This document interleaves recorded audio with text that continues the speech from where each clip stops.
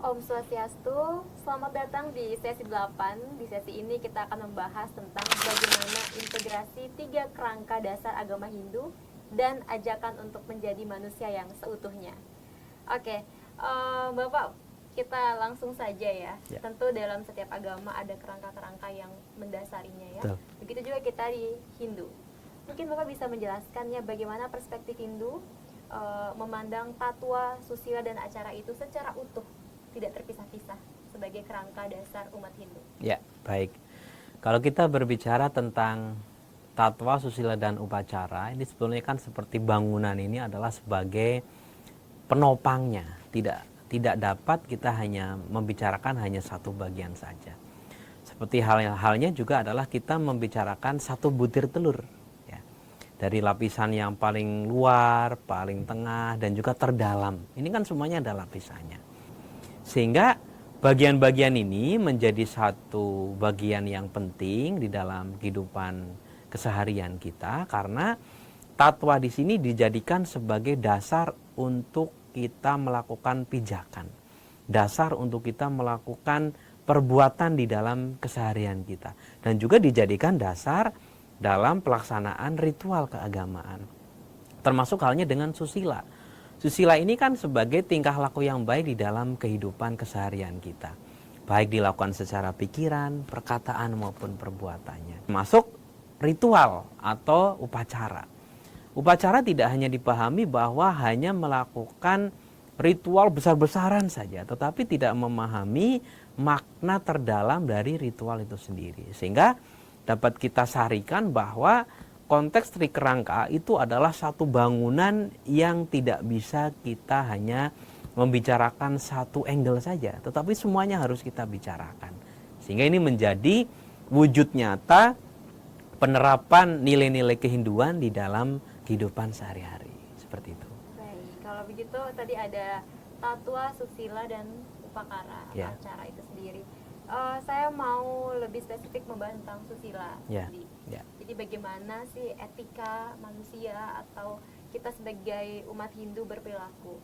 Tentu tidak lepas juga dari bagaimana orang itu berbicara, berpikir, berkata, baru kemudian Baik. berperilaku ya. Betul. Atau kalau dalam Hindu disebut Trikaya Parisuda. Ya. Mungkin Bapak bisa menjelaskan gitu dalam era digital seperti sekarang nih Pak, yang penuh tantangan moral, tantangan sosial. Jadi bagaimana ajaran Trikaya Parisuda ini bisa diterapkan untuk mengimplementasikan tadi nilai-nilai dari susila itu sendiri? Ya.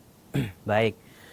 Ini menjadi satu pertanyaan yang dikatakan sebagai pertanyaan kunci gitu ya di sesi 8 ini, karena ketika kita mencoba untuk mengkombinasikan antara berpikir yang baik, berkata yang baik, dan berbuat yang baik, ini kan dijadikan sebagai kunci untuk kita dapat melampaui dari penguasaan era digital ini. Jadi era digital tidak hanya kita pahami secara nilai-nilai kognitif, kita tahu cara coding, tahu cara membuat media, tidak. Tetapi pelampuan kita sebagai umat Hindu adalah mampu mengendalikan diri kita. Termasuk halnya adalah kita melatih fokus. Nah ini dia. Kadang dengan berbagai macam media yang ada, terkadang kita tidak fokus. Kita akan mengarahkan pada penggunaan yang mana. Termasuk halnya adalah perkataan atau wacika kita. Dengan perkataan ini terkadang kita telah menyimpang dari nilai-nilai yang disebut sebagai konteks kejujuran, sehingga muncul yang namanya isu kebohongan, ujaran kebencian atau hate speech dan seterusnya. Ini kadang pikiran kita sudah oke, perkataan sudah mulai benar, tapi jari kita suka tidak dapat dikendalikan. Nah inilah yang dikatakan sebagai konteks Trikaya Parisuda tidak hanya berupa mengendalikan pikiran dan perkataan, tetapi menempatkan perasaan kita ada di orang lain. Nah ini yang harus kita coba latih di era digital saat ini. Yang pertama tadi mengendalikan pikiran kita, fokus seperti itu. Termasuk halnya ketika kita ada interaksi dengan sesama manusia. Terkadang kita suka berbicara semau kita sendiri, tetapi di sana karena kita manusia dibatasi oleh perasaan, maka kita harus jaga perasaan kita dan seterusnya. Mungkin terakhir Pak, implementasi yang mungkin Bapak bisa share ke anak muda nih.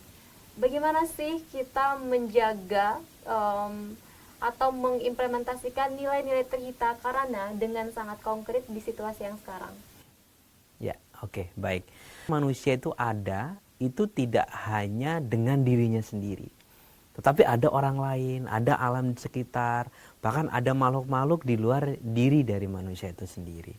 Nah, inilah yang kemudian kesadaran ini akan mengarah bahwa manusia harus dibangun secara jiwa dan raganya. Sehingga manusia itu harus menjadi manusia yang utuh. Nah, manusia yang utuh itu manusia yang seperti apa? Manusia yang mampu menyadari adanya tanggung jawab secara vertikal kepada yang kuasa dan juga tanggung jawab secara horizontal.